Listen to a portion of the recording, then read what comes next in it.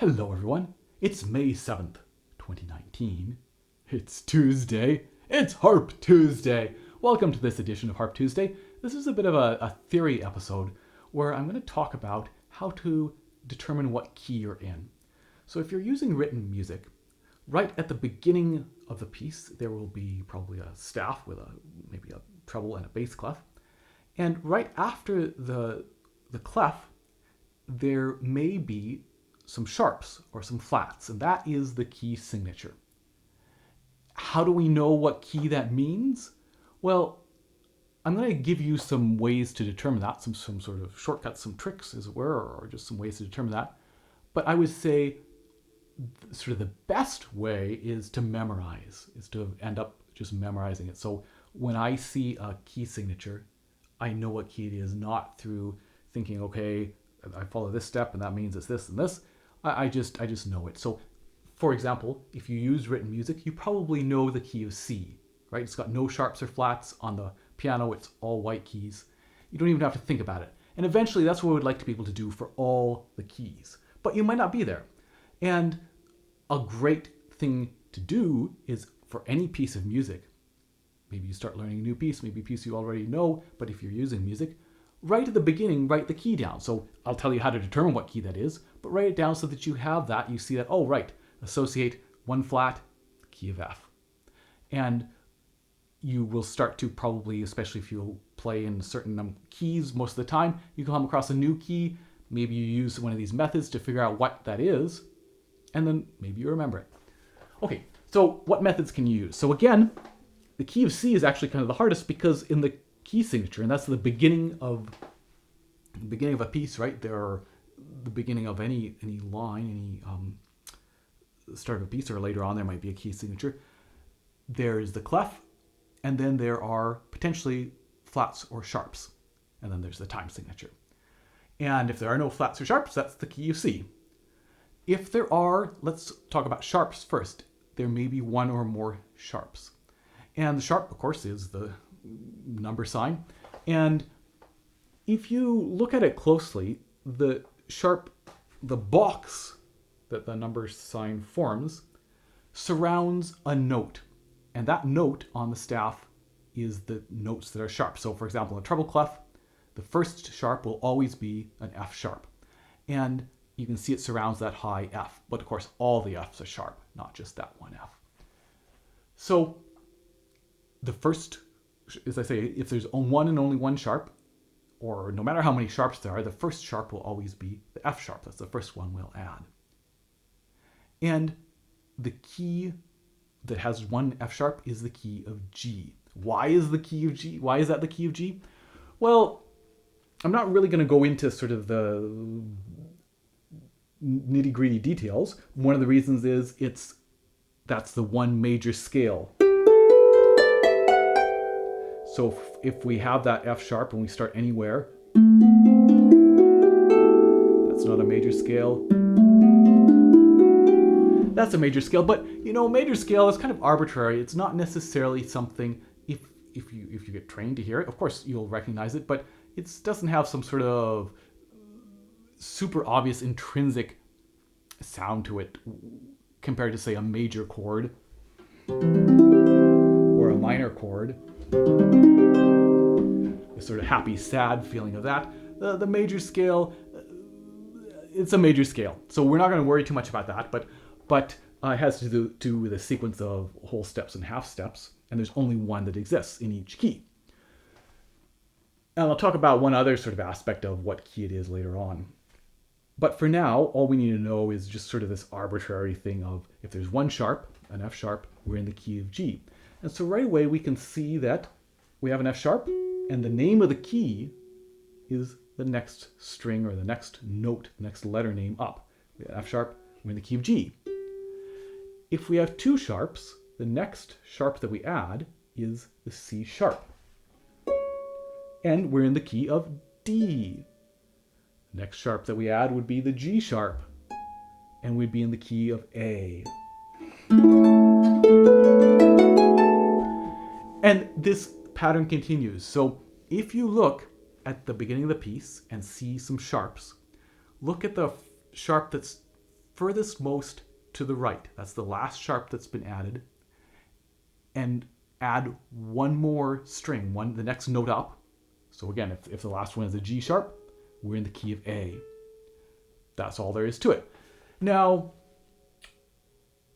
a pattern emerges from that. That's not essential. All we need to know to determine the key we're in is just look at that last one, add one more, that's the key. But we started with this F sharp. The next sharp that we add is C, that's a fifth up, right? 5, 1, 2, 3, 4, 5, counting from the first and counting the last, 5. We add the G sharp next, that's a fifth up from C. Add a D sharp next, that's a fifth up, and the A sharp, and the E sharp, the B sharp. We keep going up by fifths. Kind of cool, interesting little pattern that's the way it works. And the keys, of course, because they're always just the next string up, the next note up, the major keys C, G, if we're going with sharps, so that's actually a fifth up, D, A, E, etc. Let's get rid of that A sharp. The keys go up by fifths as well. Again, that's more just kind of an interesting pattern. There's not necessarily an immediate practical use to that in terms of determining the key, though something relevant later on I'll talk about, but something just to be just interesting little thing to note. And one last thing I will mention is that at some point, right, so let's suppose we have 6 sharps, okay? The last sharp that we added is the E, so we'll be in the key of F, but our F is sharp. So that means we're in the key of F sharp.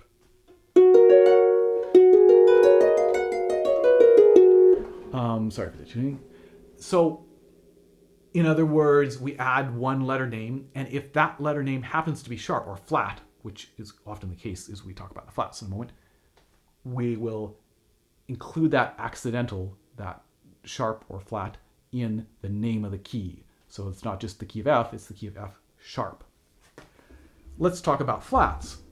So again, the first flat will always be a B flat, and that will give us the key of F. And how can we use that then to figure out, okay, we've got this B flat. Well, we could say F is a fourth down, or we could say F is a fifth up. We've been using a lot of fifths, so we could say that flat, we add a fifth to that, that's the key.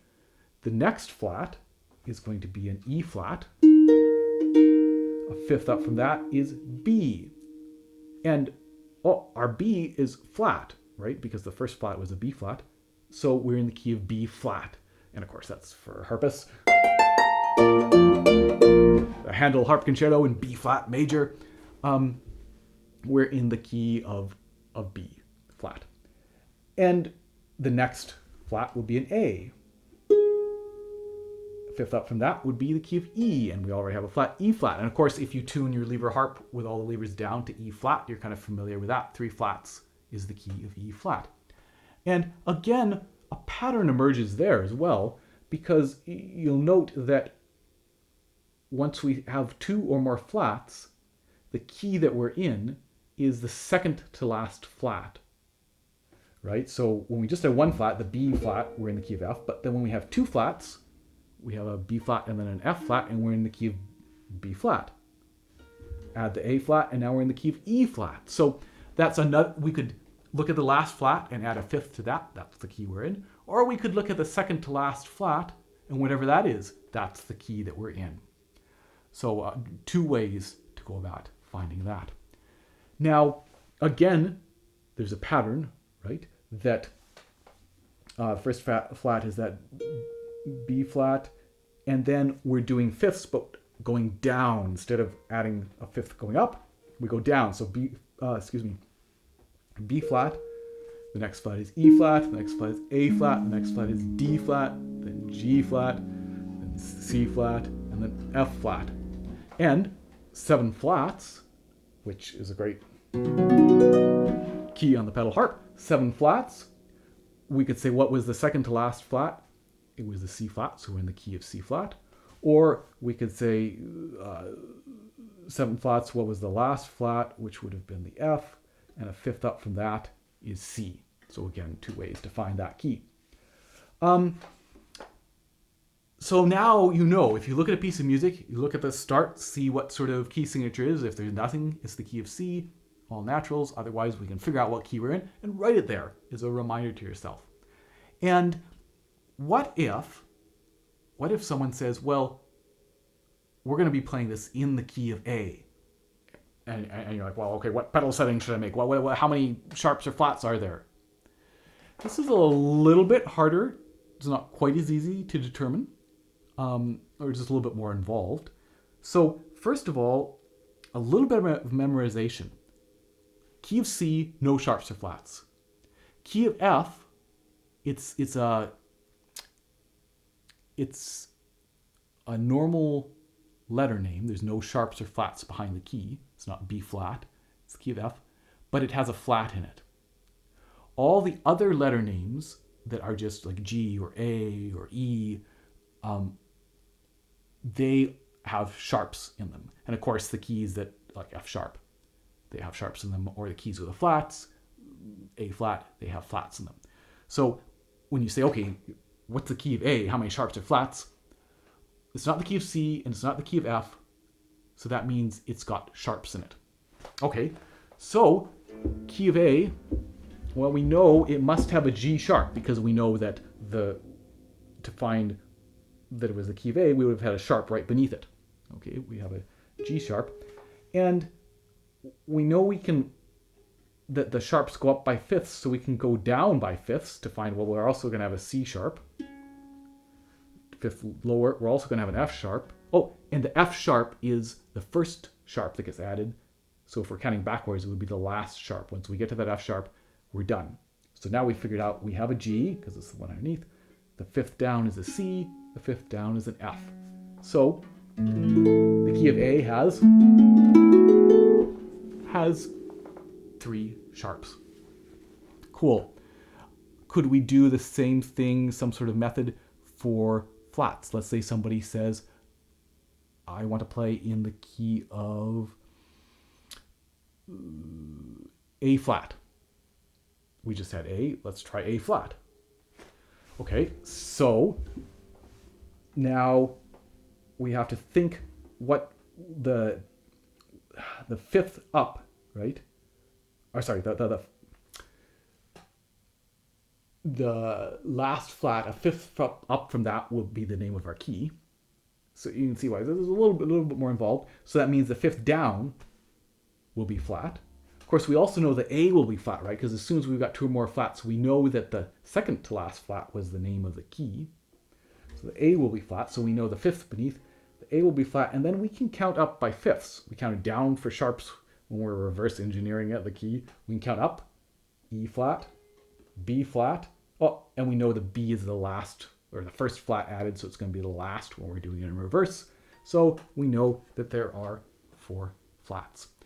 Now, something to note that's fairly clear on the pedal harp that's kind of nice is the key of A had 3 sharps. So that means we have for the C, the F, and the G all the way down, everything else in the middle. The key of A flat has 3 naturals and 4 flats, that the C, the F, and the G are in the middle, and everything else is flat.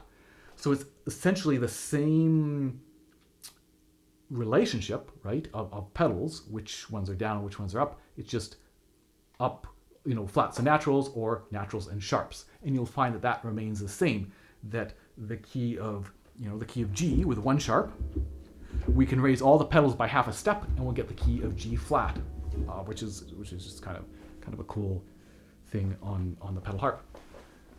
So let's then talk about, these are all major keys, and that's sort of the default. When somebody says a key, this is the key of C, we assume that means, not even assume, that means that it's the key of C major. We don't need to add a major, it's implied. what does that mean? What's a major? And then, of course, the corresponding thing is a minor. What if the key is a minor key? What does that mean? So each major key has a relative minor key.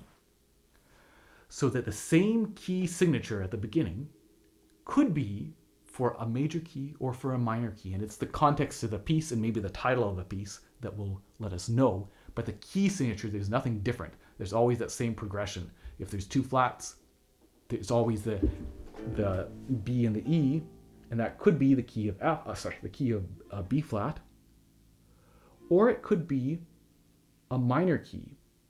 And the relative minor, it just means that the minor key from that key signature with two flats, we can find the major key, which two flats, what was the second to last flat added? That's the B flat. So we're in the key of B flat. If we go down a third, so from B to G, so from G minor, that is our relative minor. So if we're in a minor key and we have two flats, we're in the key of G minor. So for example, a key of C, no sharps or flats, relative minor is A, down a third. And again, sometimes the title will specifically say sonata in A minor. Sometimes it won't, but we'll be aware of, I thought we were in the key of C, but we're not playing any C chords. We're playing a bunch of these A chords. What's going on? Must be in A minor. So that brings me to kind of my last point, which is it's great to know how many sharps or how many flats mean a specific key. It's just as kind of a shared vocabulary that's can be very handy and just good to be aware.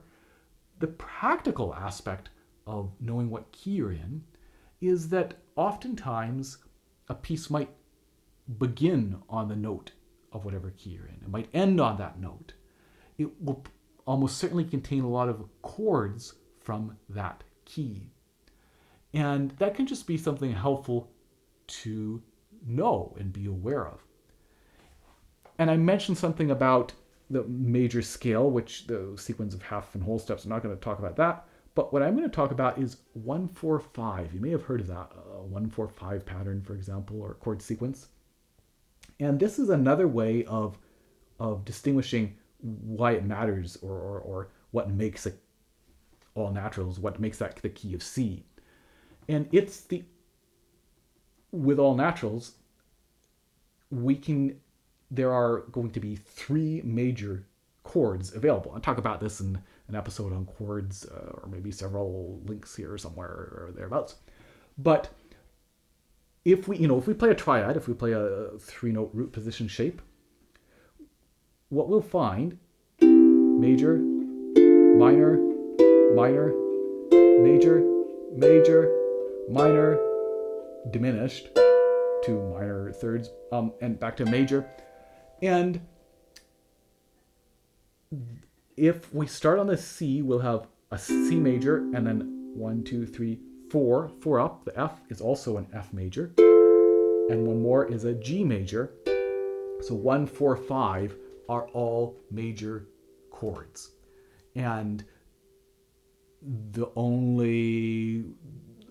if we start on F, going up 4 will be a diminished chord. If we start on G, going up 4 will be a major chord, but the 5 will be a minor chord. So the only way we can get a 1-4-5 sequence of major chords when we all have all naturals is if starting on C, and so that, therefore, it's the key of C. That 1-4-5 pattern holds true with minor chords as well. Relative minor is A minor. The 1, the 4, which is the D minor, and the 5, the E. Those are all minor keys as well. So that's another way of, just by trial and error, if you're given, I have 5 sharps. What key is that? You can play through. Oh, there's a major chord. Oh, there's a minor chord. Oh, that's sounding weird. That's probably our diminished chord. Major, minor, minor, major. You can jot them down and find out where is the possibility of the 1, 4, 5 major, for example. And it'll turn out that it's in the key of B. And again, that can be useful as well, just to be aware of where your major chords are and where your minor chords are. If you know that you're in the key of B with all these sharps, then you're just kind of aware of when you come to this chord, it's an E major. It's all just useful. It's not, again, a lot of this is useful in learning a piece. Once you've learned a piece and you're playing it and you can play it well, knowing what key you're in a way is kind of irrelevant, though potentially useful. But again, where I think it has its most use is when you're learning a piece, different ways of analyzing it and creating patterns and ways of thinking about the piece. And again, that shared vocabulary, so somebody can say, oh, we're gonna jam in the key of A, and you'll know, oh, I'm gonna put 3 sharps, and then I'm gonna be in the key of A. And again, you can grind, figure that out, but the best way is to eventually memorize them. There's not that many keys, and again, there's a even smaller number that get commonly used. So you might start to memorize them, and then you come across a key that you're not as familiar with. Take a moment to figure out what it is, and try and memorize it, and won't take you long. So hope that was interesting. Hope that was useful. Hope that made sense. And I will see you. I'm going to try to do an episode next week. So see you then. Cheers.